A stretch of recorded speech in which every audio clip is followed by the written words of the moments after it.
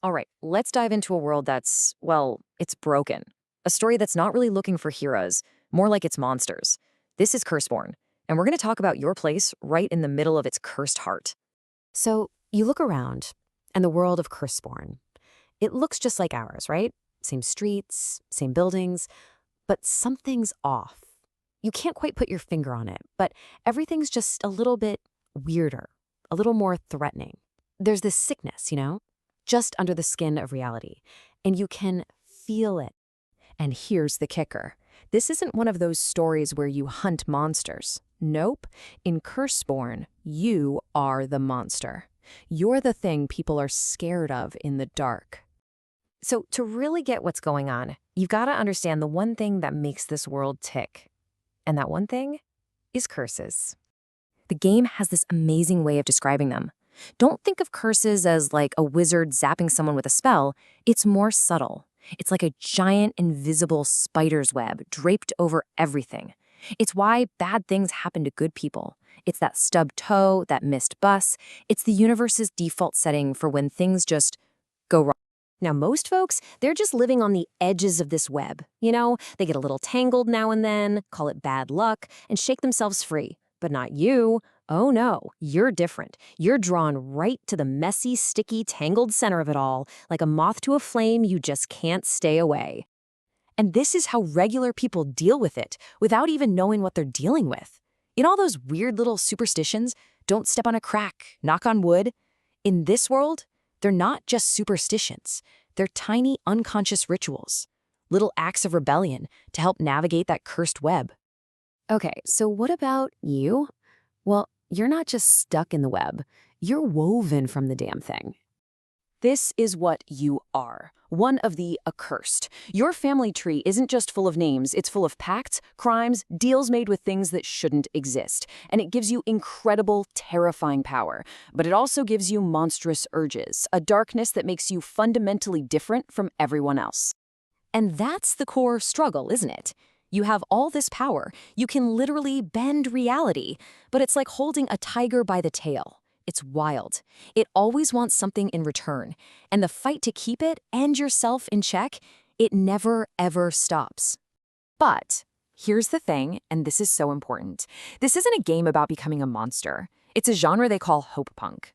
And what that means is that your greatest strength isn't some dark power. It's the opposite. It's your struggle to be better. It's the drive to find some peace, to protect your friends in a world that wants to tear you all apart.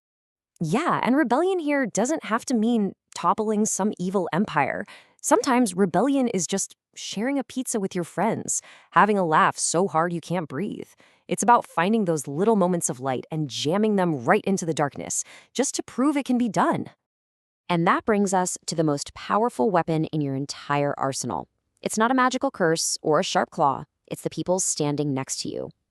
Look, let me be crystal clear about this. In a world this messed up, with things hunting you and cosmic bad luck at every turn, trying to be a lone wolf is just a faster way to die, period. The only way you're going to make it is with your crew. So how does a crew even start? Well, think of it like this. Maybe there's a common enemy, something so nasty you're all forced to team up. Or maybe it's a mystery. A mutual friend disappears, and you're the only ones who seem to notice. Or, hey, maybe it's as simple as answering a weird, cryptic post online, just looking for anyone else who's like you.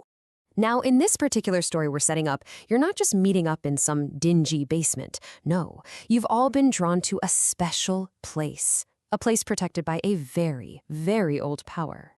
Your patron? She's Hecate, and you need to understand, she is ancient. We're talking older than Zeus and the Olympians. She was a big deal even back then.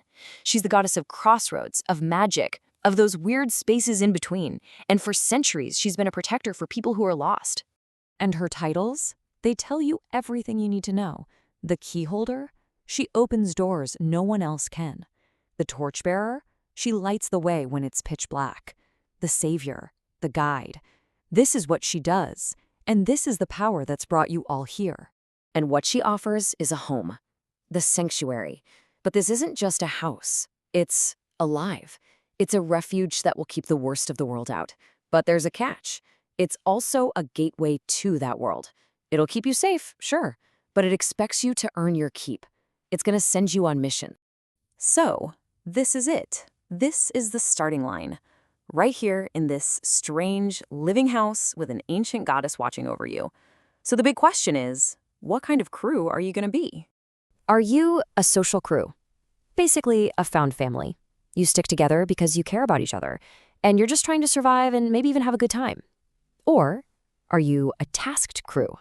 More like a team of pros. You're together to get a job done, bound by skills and mutual respect, not necessarily warm fuzzy. I mean, it really boils down to this. Are you friends or are you just coworkers?